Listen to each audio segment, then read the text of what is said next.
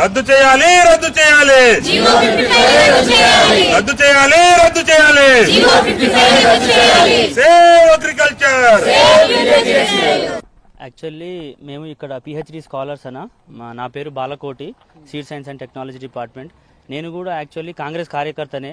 Congress party కోసం చాలా పనులు చేసి చాలా కష్టపడి అధికారంలో తీసుకొచ్చినాము.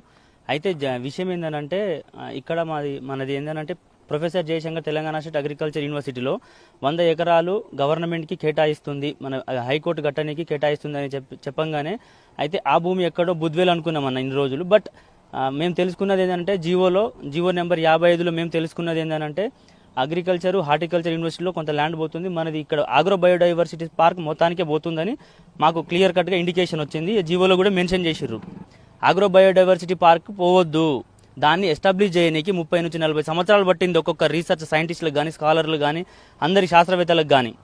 అది కనుకపోతే ఒక 30 నుంచి 40 సంవత్సరాలు మనం వెనక్కి పోతాం. అంటే మరో ఢిల్లీ అవుతుంది పొల్యూషన్లో. హైదరాబాద్ అంత మంచి సేఫ్ జోన్, ఇన్వెస్ట్మెంట్ రావాలన్నా, అందరూ మంచిగా డెవలప్మెంట్ కావాలన్నా మనకు ఇట్లాంటి ఆగ్రో బయోడైవర్సిటీ పార్క్ ఇంకో 100 ఎకరాలు కేటాయించాలి గవర్నమెంట్. కానీ ఇట్లాంటి చర్యలు చేయొద్దని చెప్పి మా యొక్క నిరసనలు తెలుపుతా ఉన్నాము. మేము కూడా కాంగ్రెస్ పార్టీ కోసం పనిచేసిన లీడర్లమే. ఇప్పటి వరకు ప్రభుత్వం ఏం స్పందించలేదన్నా, స్పందిస్తుందని ఆశాభావంతో మేము రెడీగా ఉన్నామన్నా. మాకు ఒక